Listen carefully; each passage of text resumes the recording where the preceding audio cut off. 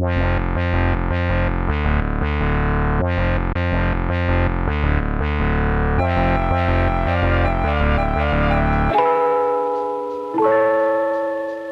everyone, it's me, Halise, endeavoring to persevere as always. If you're new here, I make videos about my chaotic good life. Subscribe, follow social media, all of the things. So today, Pop and Parle, for those of y'all who are maybe new to my channel, Pop and Parle is when I sit and discuss a topic while popping and separating my semi-freeform locks. I have now had locks for 7 years. Pause for effect. The time has flown by, like literally, it's a little scary. And this is mostly all I do to maintain my hair is every once a month or so, after I wash my hair or I'll just get my hair a little damp, I will go through and pop and separate them. And that is how I maintain my hair. So today, as the title of this video probably suggests, being a content creator is very interesting, especially in the time we are in right now with a strike happening, not only with the WGA, East and West, they are combined to be in solidarity on this strike, but also with SAGAFTRA, which represents a lot of actors, entertainers, hosts, stunt people, voice actors, like so many people, over 160,000 people. And somewhere in the midst of all of that sits the people, the entertainers, if you will, like me, the content creator. I like to think of myself as a filmmaker whose content is just here on this platform because it was the least gatekeepy platform that I could get to. For those of y'all who've been following me for a while, you know that I moved here from San Antonio, Texas to Atlanta, Georgia to actually get into production. And I moved in June, and now here we are, end of July, beginning of August. You know, production just isn't really happening because there's a strike going on.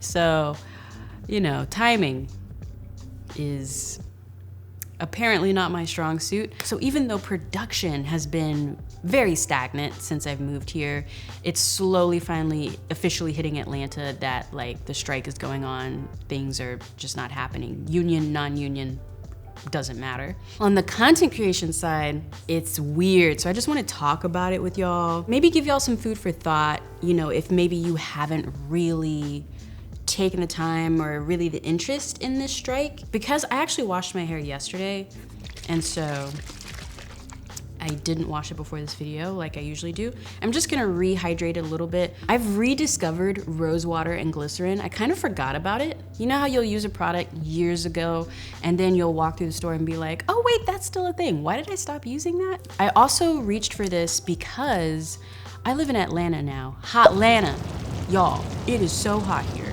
And I'm from San Antonio where it is genuinely hot. But Atlanta heat hits different. It's the humidity, right? But here's the thing about humidity. Glycerin is a humectant, okay? So that was another reason I reached for this.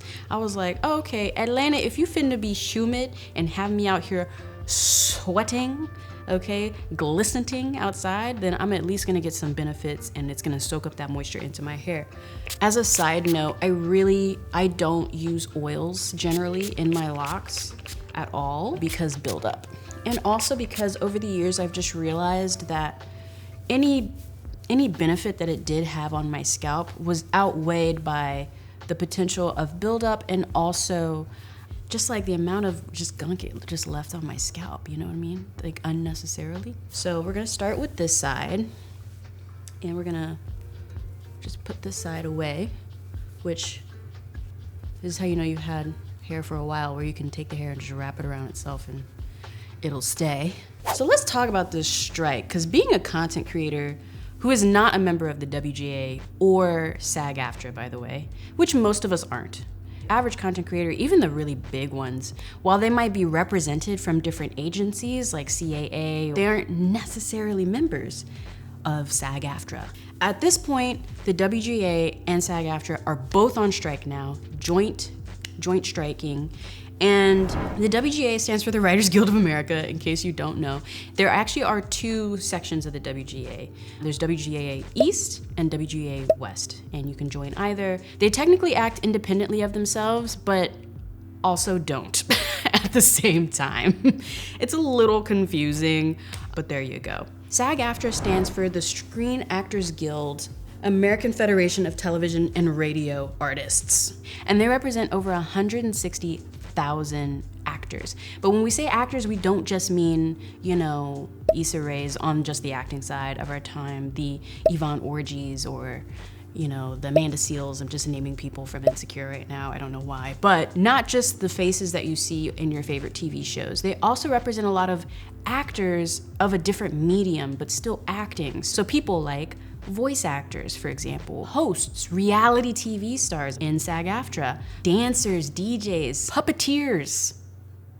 It's a form of acting, you know? So anything in the medium, you know what I'm saying, of acting, the actor, they probably have some sort of hand in, and or you can potentially enter into SAG-AFTRA based on that skill. So what is a strike? And we're gonna put a little graphic up, okay? Because gotta make sure y'all understand, okay? A strike is an organized stoppage of work conducted by laborers, okay, in order to impose bargaining power against employers. Strikes may be carried out in response to dangerous working conditions, unfair treatment, low wages, or any other workplace grievance that negatively impacts workers' safety or well-being. Strikes usually happen as existing grievances pile up over time, and then one inciting incident kind of pushes people to strike. And something that I've seen kind of come up with people who are, I don't want to say against the strike, but maybe have feelings of like, well, why even do this? Or can you even legally do this? Which is kind of like asking if you can legally want a paying wage is like, what?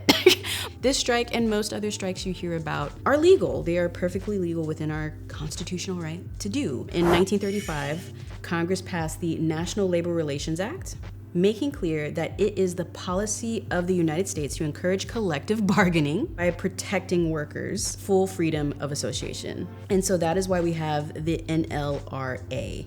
And again, that is the National Labor Relations Act. And I will put more information about this in the description box if you want to look more into it around striking. And like SAG-AFTRA and the WGA are striking for, you know, fairer wages. I think the WGA specifically is asking for more rights around writers' rooms, but you know, they're both requesting more residual checks as well, which I've seen that become a thing on social media where people are like, I can't believe the actors are requesting more money. And then now I'm seeing actors actually show you what the residual checks are.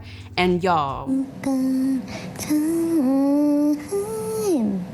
What? That was Kimiko Glenn, who played Brooke Soso on Netflix's Orange is the New Black. She earned just $27 on that residual check. You saw it there. Her frustration being echoed by many of her co-stars. Leah Delaria telling The New Yorker, I get $20. I would love to know, how much money did Ted Sarandos make last year? Well, here's the answer. Sarandos, who's the CEO of Netflix, according to the company's financial statements last year, he received $20 million in base salary. More than $50 million if you include the stock and the options and bonuses. Disillusionment intensifies, I'm telling y'all. I was like, I'm sorry, how are you making less money than my AdSense? When you see that you are a content creator with around 100,000 subscribers, and considering your subscriber count to viewer ratio, like views per video, like I'm nobody here on the internet. And someone who has been in a hit, iconic, female-driven show for a lot of its tenure. Here's the thing.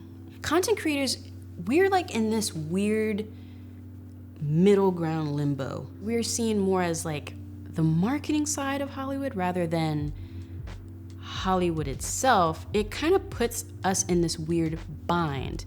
Because ultimately, for a lot of people on the content creation side, we do eventually want to be members of the WGA, of SAG-AFTRA. I can't speak for all content creators, obviously, but I know for me personally, I eventually want to be a member of both of those institutions. And so I very much pay attention, even though I am not a member, I'm out here in these non-union streets, what they do does actually impact what I am able to do.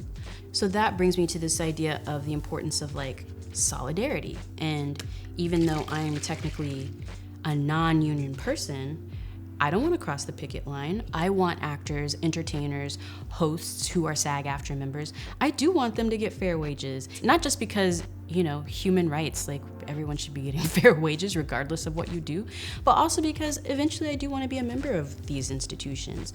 Eventually I do want to expand my career further. Last year on this channel, I produced a comedy web series that was scripted and written by myself and Evelyn from the internets. I executive produced a series to prove I can be a showrunner.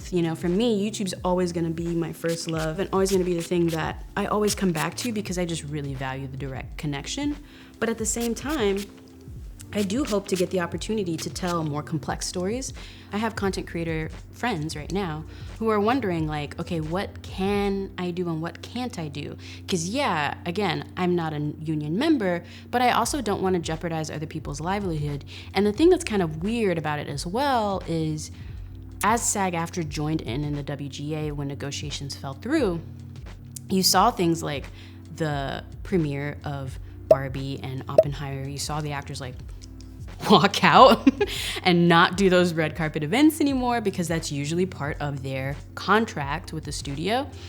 And my immediate thought watching that was like, oh man, how are the studios now going to try to entice content creators to fill in that promotional gap, right? And essentially hire us in lieu of other people's work. And that's where you start to get into the questions of like, okay, is that crossing a picket line? You know what I'm saying? And you don't want to be that person.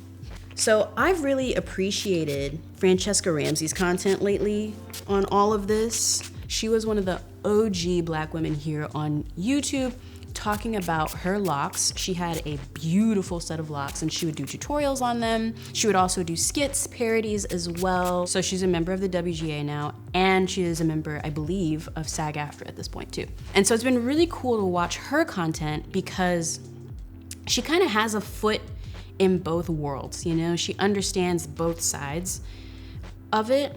And it's been really great because she ended up doing, I want to say it was a TikTok, where she reached out to the president of SAG-AFTRA. I asked SAG, I sent them an email just to clarify, and I said, I'm getting a lot of non-union questions from influencers regarding paid promotion for upcoming film and TV projects. If the influencer is not hired as an actor for said project, is social media promotion considered providing services for a struck company? Clarity would be appreciated so I can share with my audience. And this was the response that I got back from SAG. To answer your question, influencers should not accept any new work for promotion of struck companies. If an influencer is already under contract through a third-party agency to promote struck work, then the influencer should fulfill their work obligation. So again, doing paid promotion for studios during the strike is scabbing. I didn't make these rules. I'm just telling you what's what. Something that SAG-AFTRA has said is any content creators who cross the picket line in so few words could potentially never become a member. Some people are like, oh, that's so mean of them, blah, blah, blah. But y'all have to remember how powerful these studios really are.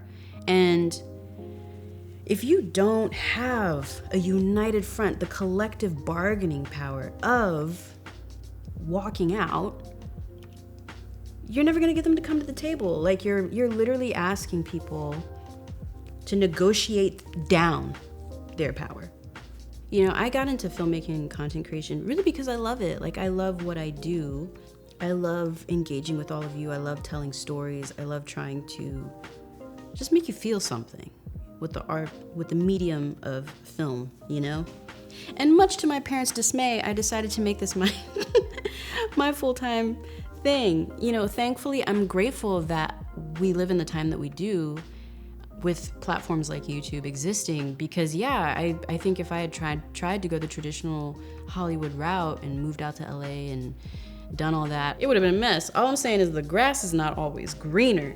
I also saw Amanda Seales, again, not the main character, but like one of the main ensemble characters of a wildly successful show, Insecure, showed on her podcast, she brought some of her residual checks and read them out loud, y'all. But I wanted to go through some residual checks for y'all from Insecure. Okay. That's now on Netflix. That's now on Netflix. So here we go. $5.77. Okay. $5.22. That's like $11. Ooh, $27.82. So we had like 31. All right. 56 cents. Okay. Just 56. 56 cents. Yeah, just 56 cents. Okay. Have I made my point yet? Being in the arts, if you will, is not for the faint of heart, I will say. You gotta really love it, you know? And watching all this play out with the actors and the writers, you know, it does make me grateful for things like Quelly. This Could Have Been an Email, the 3 episodes that we did of the web series, is now on Quelly TV, which is a platform that shows different filmmakers from across the African diaspora's content. And so they reached out after the show was in the Bronze Lens Festival here in Atlanta to put the show onto their platform. And they're incredibly transparent in how they pay you out. It's very simple. It's based on watch time. You see collectively how many minutes were watched across the entire platform and then how many of those minutes were yours. And then proportionately, there's a fund, like a pool fund, that matches all of that, and you get the amount of that pool fund that is proportionate to your minutes watched of your content. All that to say, you know, there are things that are making the disillusionment not so strong or whatever, but it's wild, wild west when it comes to content creation, y'all. Like, the deals be just sending you this way and that way. I finally got an entertainment lawyer to start looking at my contracts. Y'all, tell me why the first contract they looked at got it doubled easily. Threw out some habeas corpus and perpetuity language, and boom, got more money just because of that. And it's just like,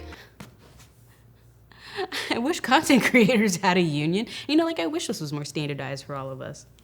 Please. And that brings me, I think, to like overall why this matters. You know, a fight for labor anywhere is a fight for labor everywhere, you know? And so, and striking is one of the few ways that we collectively, as laborers and individuals who are not multi-billionaires, have to bargain for just a better life, you know? Health insurance, you know, just little stuff like that. Another argument I've seen is that people will be like, yeah, you know, when the teachers strike, y'all better be backing them. When the strike, the nurses strike. And I'm like, they have strike. Teachers have a union. Nurses in some states / parts of the country have unions, and they go on strike. We just don't hear about it. It's conveniently not covered. And this is another thing where like celebrity comes in. You know, this is one of the few perks of being someone who is frontward facing and is relatively well known. When you decide to strike, everyone pays attention. No one pays attention when the teachers strike. No one pays attention. You know what I'm saying? And just because you strike doesn't necessarily mean it's going to yield the results you want. A lot of strikes don't work, even though they're asking for things that are just basic. You know what I'm saying? Just basic. Basic works, basic stuff. You know, like, for example, this year on Amazon Prime Day, week, whatever it is now, there was a strike of Amazon workers in Michigan. You probably didn't hear about it, and there's a reason why you probably didn't hear about it.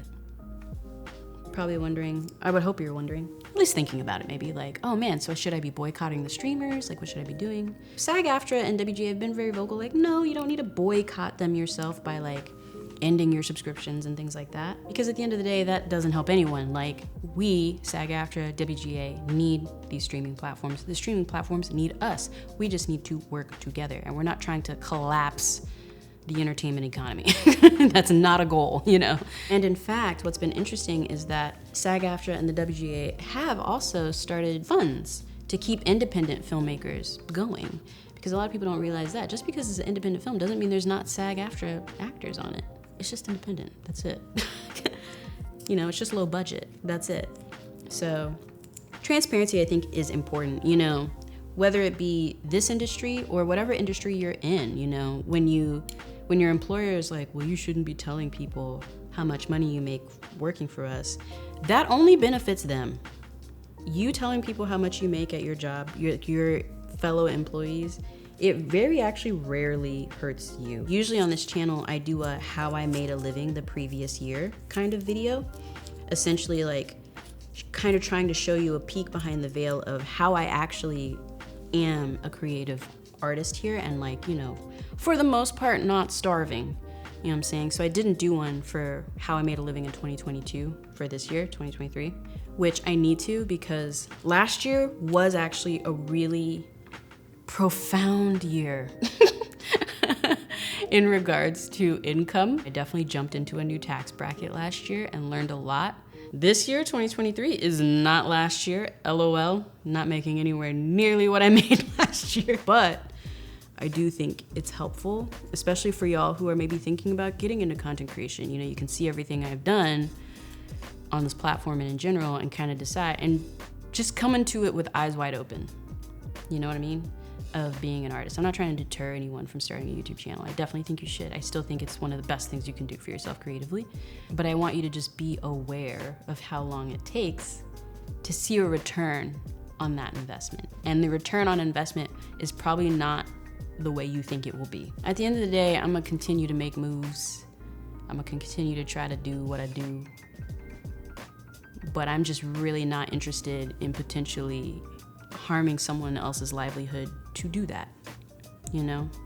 I would much rather always be in solidarity. But yeah, in the comments below, let me know if you have any questions or any thoughts on the strike and how it's going. As long as you're respectful, everything is welcome. Again, I'm Halise, endeavoring to persevere as always, and on this channel, I document my chaotic good life. Subscribe, follow social media, all of the things. A big shout out to my Patreon producers who are holding me down but never holding me up. Thank you so much. Patreon.com/Halise. There you get early access to my content, exclusive content, merch, and more. It's a good time. Again, I'm Halise, and I will see you when I see you.